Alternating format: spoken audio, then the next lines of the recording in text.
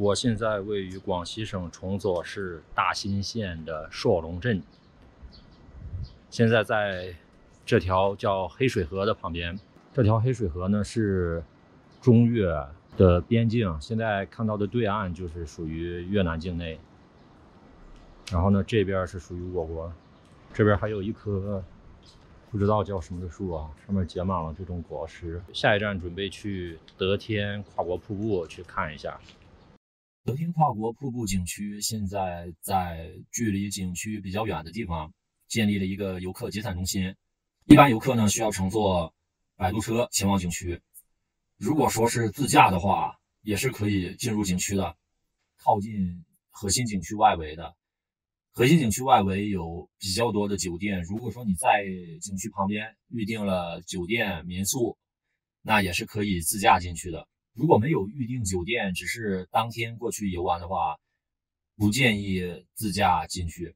景区门票一般都包含了摆渡车。进入景区的呢，首先是一个中越的风情街，里边卖各种各样的一些越南的小玩意儿。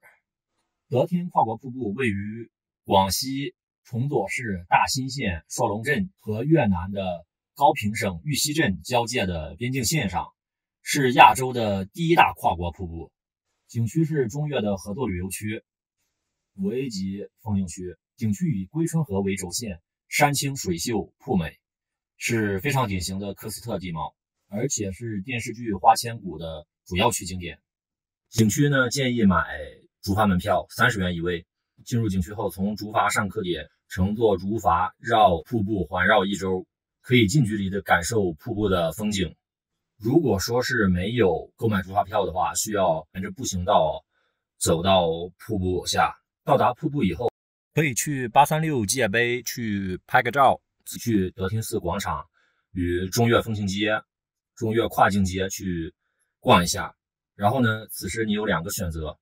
购买了飞天魔毯和高空滑道门票的，可以乘坐飞天魔毯，然后走玻璃栈道，走高空滑道，可以从高处游览瀑布的美景。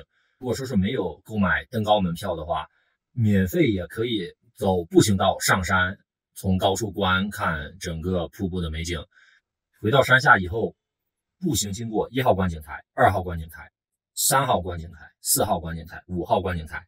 注意，进入景区沿着步行道的过程中，因为地势较低，此时如果没乘坐竹筏的话，会有很多的铁丝网拦着，观看体验不佳。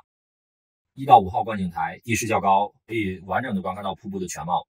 5号观景台的风景是最漂亮的，从5号观景台观看完以后，就可以出景区了。另外，关于界碑还有一个小知识啊，景区两边有我国和越南的游客，越南方面他们也有游客在玩。然后他们有游客在他们的界碑那边拍照，然后我们这边呢在我们的界碑拍照。我还比较好奇啊，然后去了解了一下这个界碑。界碑呢分为单立界碑、双立界碑和3立界碑。这个界碑呢，国与国之间呢会树立一个战略缓冲区，这个缓冲区是中立的地方，两国呢都不会占据。然后呢，因为这些战略缓冲区的存在呢，我们和越南的这些界碑不是在同一个地方，是在战略缓冲区的两边。